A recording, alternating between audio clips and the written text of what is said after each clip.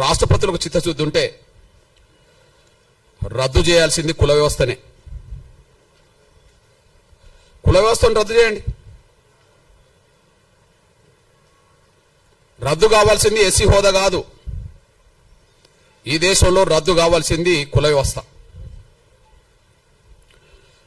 కుల వ్యవస్థను రద్దు చేసే చర్యలు తీసుకోండి, మేము స్వాగతిస్తాం, సమర్థిస్తాం. కుల వ్యవస్థను రద్దు చేసే చర్యలు ఎవరు తీసుకున్నా, ఏ పార్టీ, ఏ సంఘం, ఏ సంస్థ తీసుకున్నా వాళ్ళతో కలిసి పనిచేస్తాం, వాళ్ళకి అండగా నిలబడతాం. అందువల్ల దళితులు క్రైస్తవులు మారితే సుప్రీంకోర్టు ఎస్సీ హోదా రద్దు చేయడానికి తీర్పిచ్చిందేమో కానీ మేము కోరుతున్నది కుల వ్యవస్థనే రద్దు చేయమని మేము కోరుతున్నాం.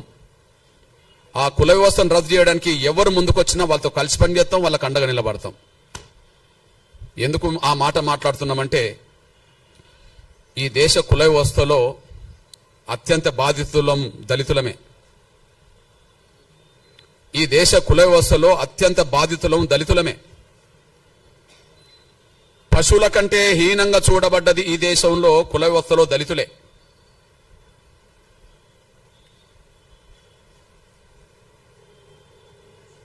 ఈ దేశంలో ఉండబడే ఇతర వర్గాల పౌరులకు ఉండబడే హక్కులు, స్వేచ్ఛ లేనిది దళితులకే.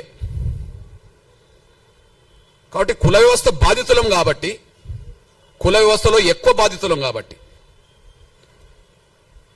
కుల వ్యవస్థలో బ్రాహ్మణేతర వర్గాలన్నీ బాధితులే. ఈ దేశ కుల వ్యవస్థలో బ్రాహ్మణేతర వర్గాలన్నీ బాధితులే. అయితే ఒక్కొక్క వర్గం మీద, ఒక్కొక్క కులం మీద కొంతమేరకు వివక్షత ఉంటుంది. ఏ రెండు కులాల మధ్యలో సాంఘిక సామరస్యత, సమానత్వం లేదు. కానీ అన్ని కులాల మీద ఆధిపత్యం, గౌరవం పొందుతున్నది బ్రాహ్మణ వ్యవస్థ. ఈ బ్రాహ్మణ వ్యవస్థలో అత్యంత పీడిత వర్గం ఎవరు? అత్యంత వివక్షత గురవుతున్నది ఎవరు? అత్యంత బాధితులు ఎవరు? పశువుల కంటే హీనంగా ఈ దేశంలో ఏ వ్యవస్థలో చూడబడ్డం? దళితులు, కుల వ్యవస్థల వాళ్ళు. అంటే ఈ దేశ కుల వ్యవస్థలో అత్యంత బాధితులం దళితులం గనక ఆ దళిత బాధితుల వర్గం నుంచి మేము మాట్లాడుతున్నాం. కుల వ్యవస్థను రద్దు చేయండి.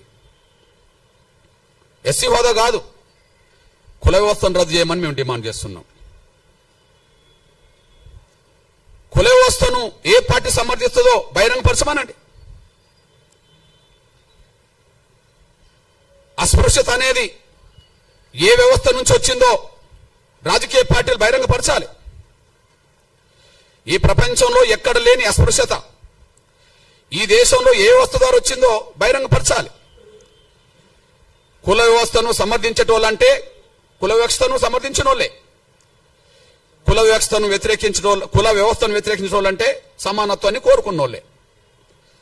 సమానత్వాన్ని ఈ దేశంలో కోరుకునేటోళ్ళు కుల వ్యవస్థ రద్దు కోరుకుంటారు. అసమానతలు ఉండాలని కోరుకునేటోళ్ళు కులాన్ని కోరుకుంటారు, ఉండాలని కోరుకుంటారు. ఈ ఉండాలని కోరుకునే వాళ్ళు ఎవరో బహిరంగంగా రావాలి. కుల వ్యవస్థ రద్దు కోరుకునేటోళ్ళు ఎవరో బహిరంగ రావాలి.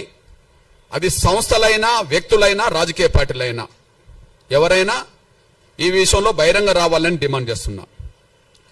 నేను ఇంత మాట మాట్లాడడానికి కారణం ఏంటంటే ఏ తీర్పు అయితే సుప్రీంకోర్టు ద్వారా వచ్చిందో,